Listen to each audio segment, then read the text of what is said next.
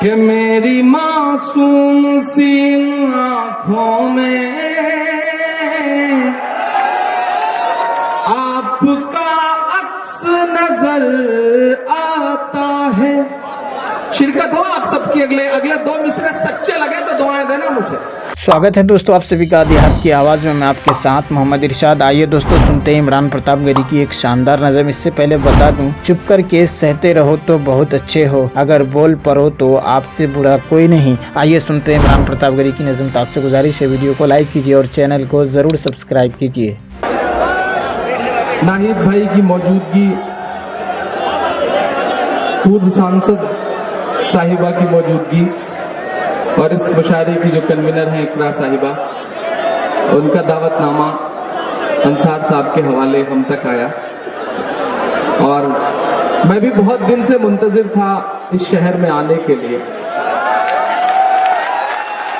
آس پاس کے علاقوں میں آنا ہوا لیکن کیرانہ نہیں آنا ہوا. مجھے یاد آتا ہے ناہید بھائی کے 2007-2006 کے آس پاس جب شروع میں گھٹنوں کے بل چل کر کے، ننھے پاؤں کے بل چل کر کے مشاعروں میں تھوڑا سا سفر شروع ہوا تھا، تو بہت نام سنا کرتے تھے ایک شخص کا، منور حسن صاحب کا. بڑی خواہش تھی کہ اللہ کبھی موقع دے گا تو اس مرد، اس دلیر انسان کے سامنے کچھ اشعار پڑھے جائیں گے. لیکن 10 دسمبر 2008 کی ایک منحوس سی رات تھی جب جنہیں آپ بہت چاہتے تھے اور جنہیں ہمارے علاقے تک ان کی شہرتیں تھیں، وہ آپ سے بچھڑ گئے، وہ آپ سے الگ ہو گئے. لیکن اللہ نے ان کی وراثت کی ذمہ داری ان کے بیٹے کے کاندھوں پر ڈالی ہے. آج پہلی بار ناہید صاحب سے ملاقات ہوئی. اس سے پہلے میرا خیال ہے کہ ٹی وی چینلز یا پھر خبروں کے ذریعے آپ کو دیکھتا پڑھتا رہا، کبھی بات کبھی موقع نہیں ملا. میں 4 مصرے پڑھتا ہوں، شروعات کرتا ہوں. کوشش کروں گا کہ وہ سب سناؤں جس کے لیے یا تو بہت بدنام ہوں یا بہت مشہور ہوں. بس تھوڑا سا آپ سب کی بیداری ہوگی. اور ڈائز پہ بھی دوستوں سے گزارش کروں گا، بہت خوبصورت ڈائز ہے. اور میرا خیال ہے کہ معین بھائی بہت سارے مشاعروں میں سامنے اتنی بھیڑ نہیں ہوتی جتنی یہاں ڈائز پر ہے ماشاءاللہ. تو تھوڑا سا ادھر کے بھی لوگ بیدار ہوں گے تو یہ مشاعرہ اور بہتر ہو سکے گا. میں پڑھتا ہوں. کہ میری معصوم سی آنکھوں میں آپ کا عکس نظر آتا ہے. شرکت ہو آپ سب کی. اگلے 2 مصرے سچے لگے تو دعائیں دینا مجھے. کہ میری معصوم سی ان آنکھوں میں آپ کا عکس نظر آتا ہے. جب بھی ناہید کی طرف دیکھوں باپ کا عکس نظر آتا ہے.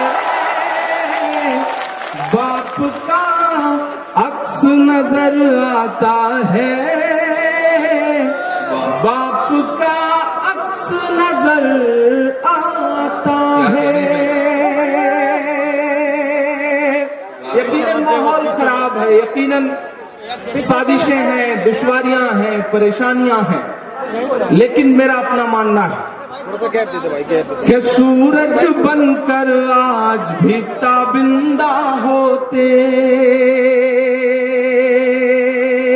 نفرت والے چہرے شرمندہ ہوتے، نفرت والے چہرے شرمندہ ہوتے. پوری دنیا میں ریکارڈ ان کے نام، گنیز بک میں جس شخص کا نام، محض 43 سال کی عمر میں جو شخص 4 صدنوں کا، یہ کئی. آئیے دوستو نظم سننے کے بعد نظامی منبر و محراب کتاب سے سنتے ہیں کچھ بہترین باتیں. موت سے کوئی نہیں بچا سکتا. حضرت خواجہ حسن بصری جواہرات کی تجارت کیا کرتے تھے. ایک مرتبہ آپ روم تشریف لے گئے. وہاں وزیر سے ملاقات ہوئی. وزیر نے کہا آج ہم ایک جگہ جا رہے ہیں، اگر آپ بھی ہمارے ساتھ چلے تو اچھا ہے. آپ بھی راضی ہو گئے اور ان کے ہمراہ جنگل تشریف لے گئے. جنگل میں دیکھا کہ ایک اطلس کا ایک قیمتی خیمہ ایستادہ ہے.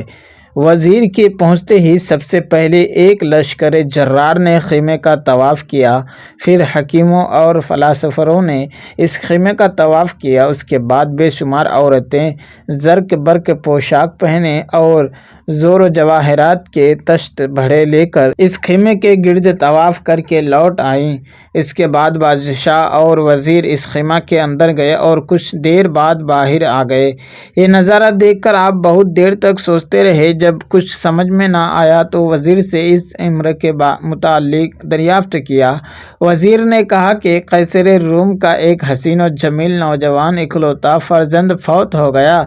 इस खीमा के अंदर उसकी कब्र है। हम लोग साल भर के बाद इसी तरह खीमा की ज़ियारत को आते हैं और इस किस्म का मुज़ाहरा करते हुए साहिब कब्र को ये बात बताना चाहते हैं कि अगर तुझको ज़िंदा करने में हमारा ज़र्रा भर इम्कान होता तो हम तमाम फ़ौज, हकीम, डॉक्टर, फ़लसफ़र, बुज़ुर्ग, मालो दौलत गर्ज़े के हर तरह कोशिश करके सब कुछ तुझ पर निसार कर देते, मगर तेरा मामला तो ऐसी ज़ात के साथ है जिसके मुकाबला में तेरा बाप तो क्या सारी कायनात की ताकत बिल्कुल हेच है।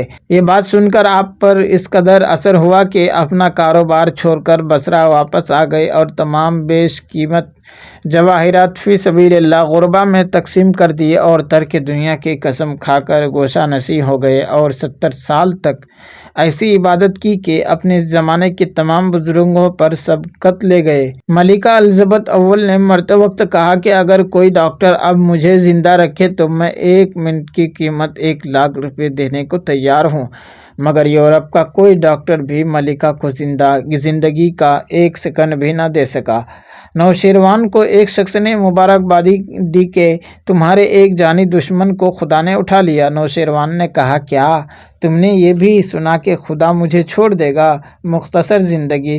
कहा जाता है कि इब्तिदा में बारी ताला ने इंसानों को इसलिए हज़ार साल की उम्र बख्शी थी कि वो इसे इबादत में सर्फ करेंगे, लेकिन बड़े बेपरवाह निकले। उन्होंने ख्याल किया कि जब इतनी लंबी उम्र है तो फिर क्यों न ज़िंदगी का लुत्फ़ उठाया जाए, इसलिए काफ़ी अरसा ऐशो इशरत करें, जब बुढ़ापा आएगा तो अल्लाह को याद कर लेंगे। इस पर इंसानी ज़िंदगी की मियाद घटाकर 100 साल कर दी ताकि वो इस हयात चंद रोज़ा को तो ज़रूर ज़िक्र, इबादत और फ़िक्र आक़िबत में गुजारेंगे। लेकिन इसके बरक्स इंसानों ने खाओ पियो और मज़े उड़ाओ के मक़ूले पर अमल किया। हज़रत जिब्रील ने एक दिन हज़रत नूह अलैहिस्सलाम की खिदमत में अर्ज़ किया कि आपकी उम्र सब पैगंबरों से ज़्यादा हुई, आपने दुनिया को कैसा पाया? फरमाया, मुझे ऐसा मालूम हुआ कि एक मकान के 2 दरवाज़े हैं, एक में से अंदर गया और दूसरे में से निकल गया। दोस्तों, वीडियो के आखिर में आपसे गुजारिश है, अगर वीडियो पसंद आई हो तो वीडियो को लाइक कीजिए और चैनल में पहली बार विजिट किए हैं तो सब्सक्राइब करके बेल आइकन को प्रेस कर दें।